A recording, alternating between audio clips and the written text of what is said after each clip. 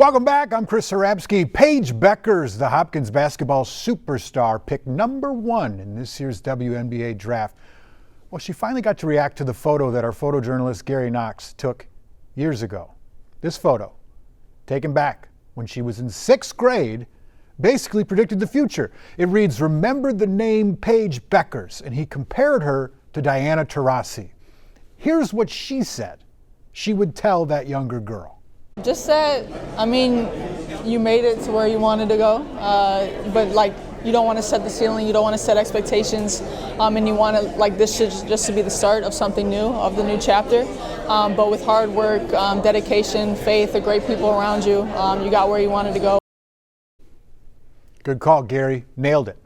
Hey, you may not know it, but the suburb of Blaine is one of the fastest growing cities in the state, and now work is underway to take the boom in Blaine to a whole new level. To keep up with the infrastructure, there's a multi-million-dollar reconstruction project off of Highway 65, but that's not all. Morgan Wolf shows us how developers are using an already popular sports complex to make an even bigger play. Sports are the backbone to the city of Blaine. A driving force behind this identity, the National Sports Center. It's the world's largest amateur sports facility. We sit on about 700-acre campus. When the state was trying to attract a Summer Olympics back in the late 80s, the state appropriated just under $15 million to build the facility. They lost out on the bid to Atlanta by 3 votes, but the investment has paid off. Over 4 million people visited a year, most notably for the World Cup soccer tournament. That's on top of the upwards 3 million people that come visit the 3M PGA tournament every summer at the TPC golf course. And when I first took the job, I said there's no reason that this complex shouldn't be like Central Park for Blaine. Todd Johnson, the executive director of the National Sports Center Foundation, shared that vision with the city. 10 years ago, the seed was planted. Now, the dirt is finally moving. We are right dead smack in the middle of the city at our 105th redevelopment project right next to the National Sports Center. Eric Thorvig led the efforts to create this 60-acre project on 105th Avenue. The community development director says the city began buying aging properties 10 years ago in this area with the goal of building this sports entertainment district. They sold those buildings to the developers who are now constructing the project. $750 million investment that is going to be made by the private market is going to increase our tax base, bring in additional revenue to the city in the long term, so there'll be a financial benefit to the city from that standpoint. Eric says no general fund city tax dollars would be used in the overall project, and in fact, they've already put 10 new turf fields in with a deal with the sports center.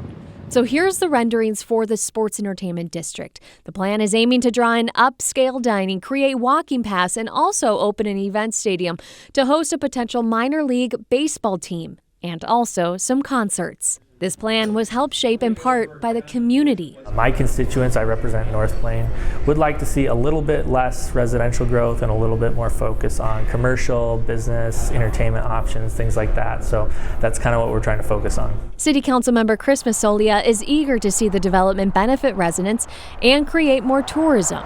All the years that I've covered 3M, there's always been one consistent storyline.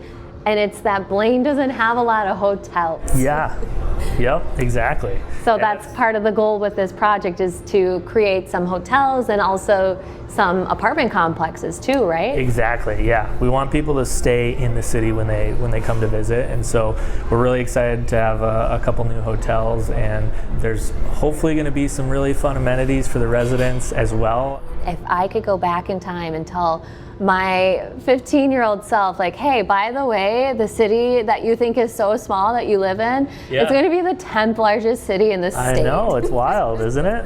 Blaine's recent population is just over 73,000, 16,000 more residents since 2010. A boom, with a city ready to step up its game. It will take us to the next level in some of these events, for sure. Morgan Wolf reporting there. Hey, right now the Wolves are back in Minnesota after falling to the Lakers in LA in Game 2. That was 2 nights ago. That first round series also tied at a game apiece, and now the Lakers come to town for Game 3 on Friday night. There's no doubt this season's had its ups and downs, but that hasn't stopped a pair of super fans from heading to Target Center.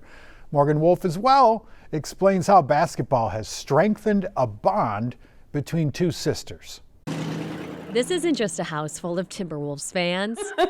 It's a home to the Wolves sisters. Yes. Eileen and Jules Ferguson We don't like being cold. were so over last winter's deep freeze. We had a trip get canceled, and the night that we were supposed to fly out, I said, I think we should go to that Wolves game tonight. And she was like, okay, what else are we doing? It ignited a passion for the pack. From hair accessories to hanging artwork, there's paw marks all over the home. This is like a game day prep video. Their social media is in on the action too. Their Wolves Sisters TikTok page is racking up views and building community. So excited to be able to connect with more women and more women who are either going solo or with their group of friends, and not just like, oh, this is my significant other's hobby, so I'm tagging along too. Lighting Nas Reed candles before tip-off? Not exactly what they pictured a year ago. But now, Yep. they wouldn't have it any other way. We make it very clear, like, we're not sports fans, we're basketball fans. Because for the Wolves Sisters, it's not just about basketball. It's about finding your pack wherever you are in life. I mean, there's this like community around it. Like, we see people out in public and it's like, go Wolves! And it's like, it's just there. Okay, curious, what scent is the Nas Reed candle? Just a thought. Stick with us. More news and weather up after the break.